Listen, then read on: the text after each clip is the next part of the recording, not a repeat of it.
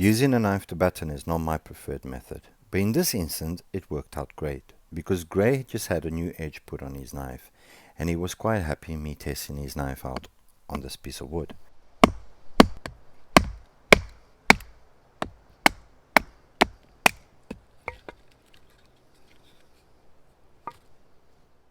So I split the log down the center as to take most of the pit as possible. We don't want the core into the spoon, so I'm trying to get rid of most of the core. So I'm using my axe here. This axe I made about a year ago, and I dedicate this axe for carving. I mostly use it for carving. I don't normally use it for anything else. It's got a flat edge on it.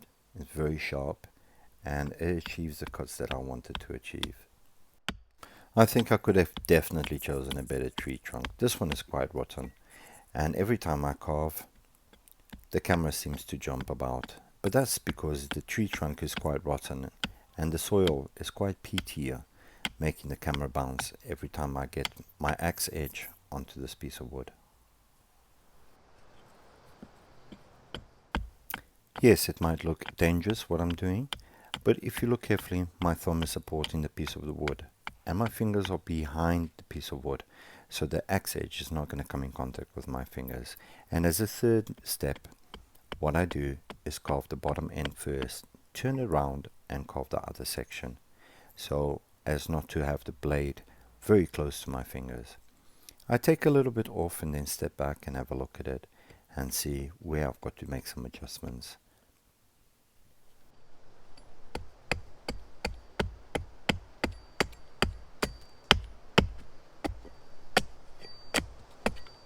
The more material we remove with the axe, the less work it will be with the knife. I'm thinning out the handle section so that I don't have that much material when it comes to carving with a knife.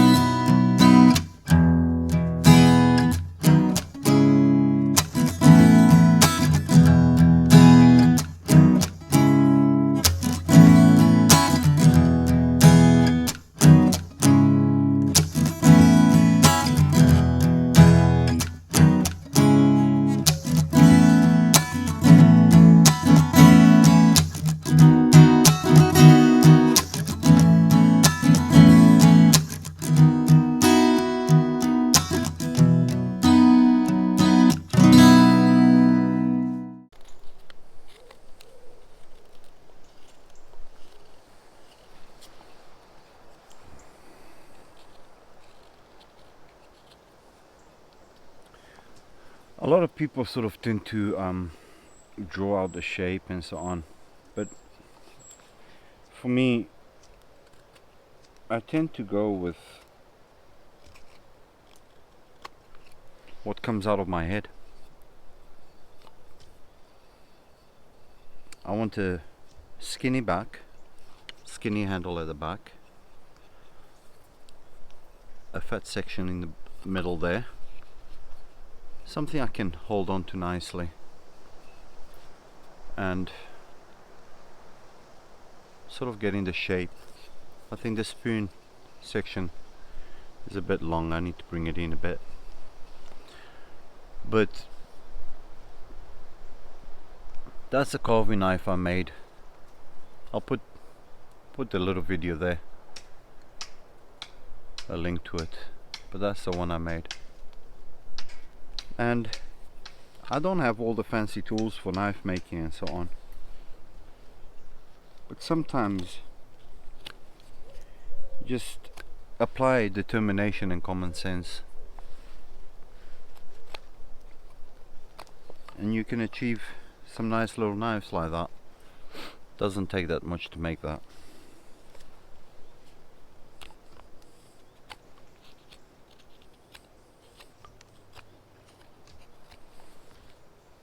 What I normally say to people is when you're making knives, a lot of people say that there's a standard carving knife and a standard knife for doing whatever they want to do. I say every knife is unique to the person that uses it. So I would never criticize someone's knife shape or style because their style or their shape might not be what I want, and that is something I wanted. A lot of the times when I'm carving,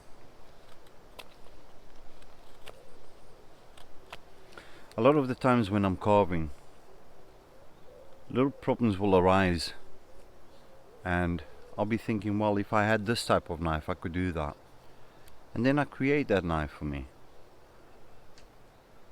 and that means that that knife then has solved the problem that I found.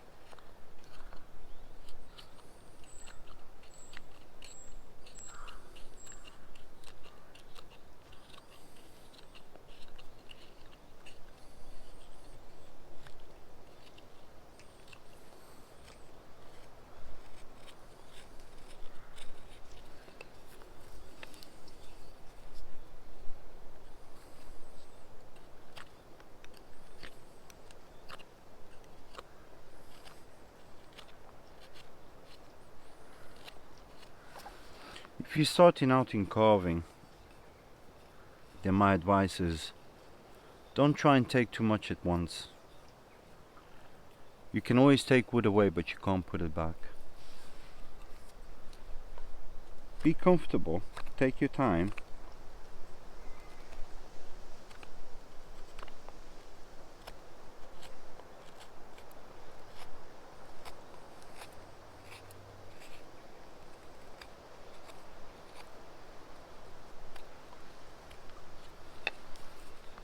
I like to get the general shape of the spoon, and once I got the general shape, then I'll hollow out the bowl. So that's more or less the shape that I want. So every time I talk to the camera, Gray unfortunately thinks that I'm talking to him, which in a way I am, you know, and it's understandable because it's only me and him, and with all my fiddling about and carving and everything, I'm sort of ignoring him a bit. So, and then he looks over at me and he sees me carving, so and talking to the camera, and then he goes, "Oh, I thought you were talking to me." But yeah, so that's more or less the shape there. So that shape will now get refined. And you know what, if it doesn't work, it doesn't really matter, because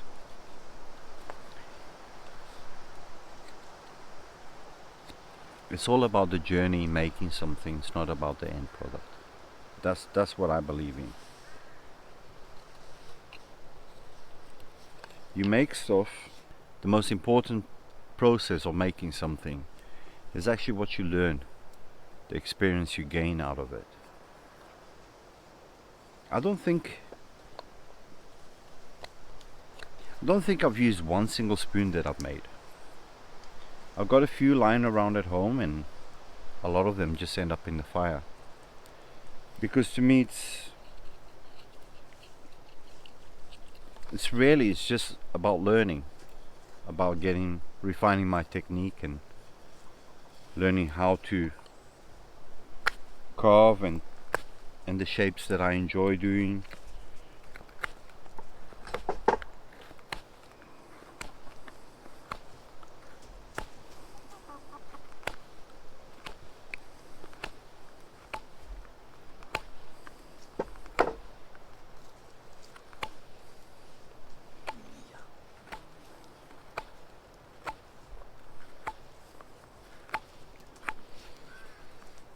If I ever had to open up a museum of spoons, I think it will be a museum of ashes for the amount of spoons that I put in the fire.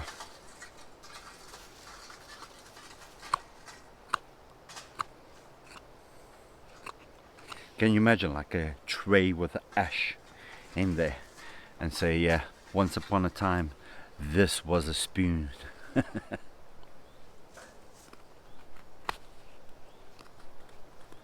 Yes, I know. I'm getting weird in my old age.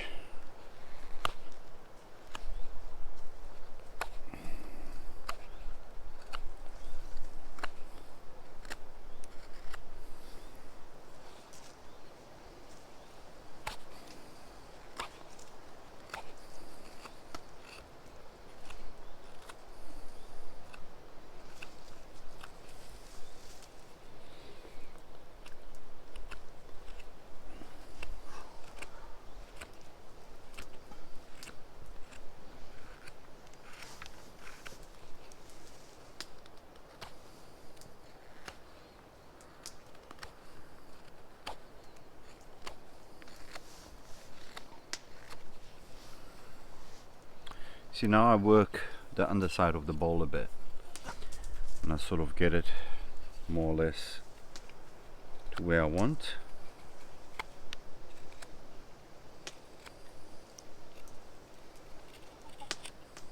I'm sure there's going to be a lot of people asking me what's the story about these chickens in the middle of the woods. I know.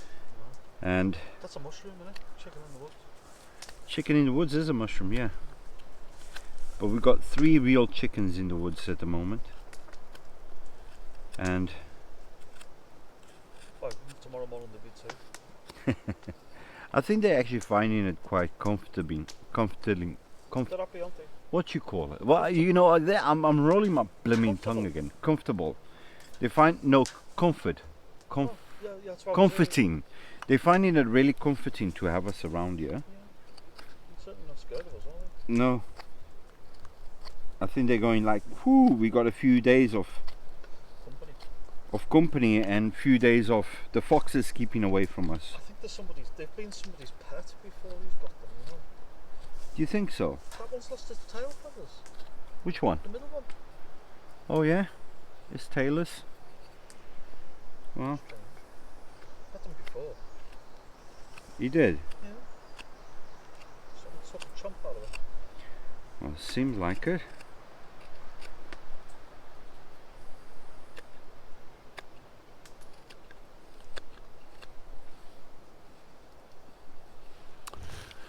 So there you go.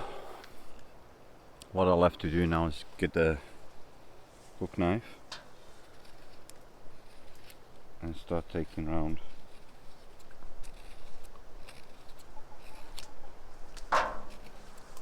Careful. Just walked into the bin.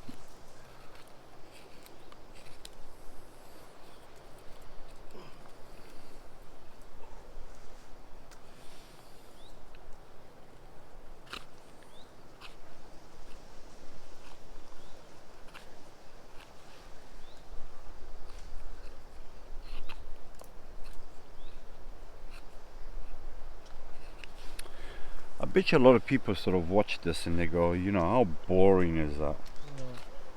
But They don't understand, do they, about the peace and the tranquility and yeah, how therapeutic it is.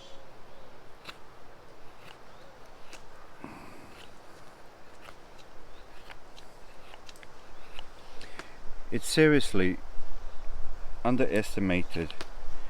You know, Yeah. a lot of people sort of think that whittlers are these crazy people in the forest that whittle spoons and whatever. Yeah. But it's not. No, it's not about that, is it? Whittlers are, a lot of them, they do it because they got a passion for the skills. Yeah, of course. And believe it or not, it sort of helps your coordination a lot. Yeah. Certainly develops your knife skills, doesn't it? It does, yeah.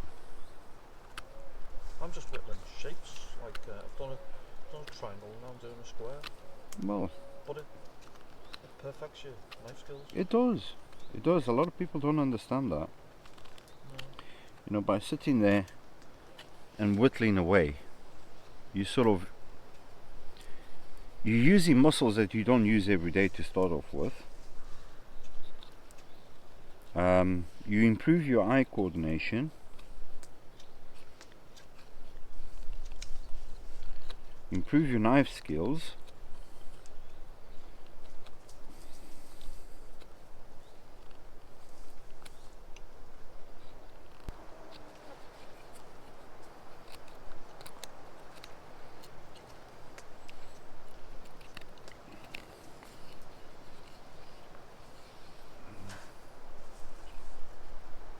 You can see that it's quite a lot there, and that's what I want. So I've got it to this stage, and the handle's not something you'd really have on a spoon, but spoon isn't to be used what I would call practice carving. So it's nice to sort of just practice different shapes and practice your skills.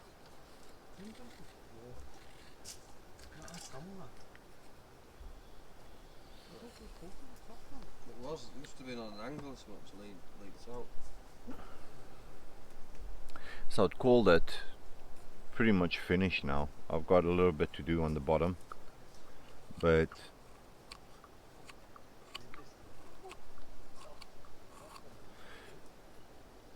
sanding it and so on, I'll do that when I get home, because obviously I don't bring sanding stuff with me, and half of the time I also don't know if I'm gonna carve or not, so you know, I tend not to bring too much sanding stuff.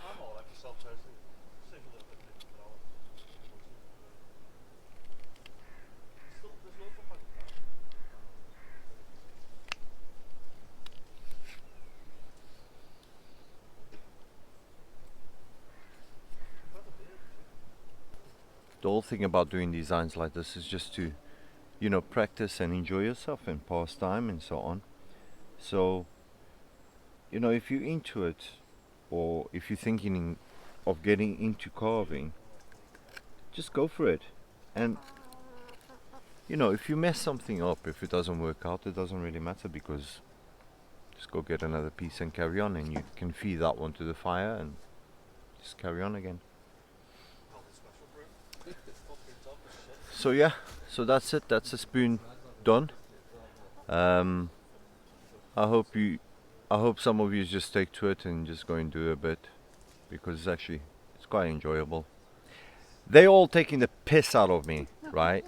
On here, yeah. Look, that one there. He's taking the piss out of me. You see him there? I wouldn't. So yeah, guys, that's a spoon done. If you enjoy doing those or carving spoons, go out, try it. It's really nice. It's enjoyable, and that's the knife I made. So just shows you, yeah, it works quite nicely. So I've got two knives in my kit that I use, and that one there I made. You can check that link over there, or check that link over there, and you'll see how I made that knife, that hook knife. And there's a chickenless hooker. And then I made that one a few weeks ago, and this was the first time I actually tried it. But it's really sharp. I mean, it takes hardly no effort at all,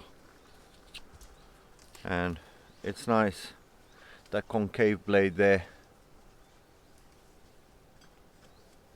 it's sort of nice for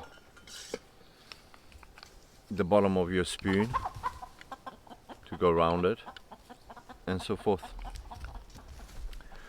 So yeah, I'll leave links down below, and you can have a look at all the knives, how I made the knives and so on.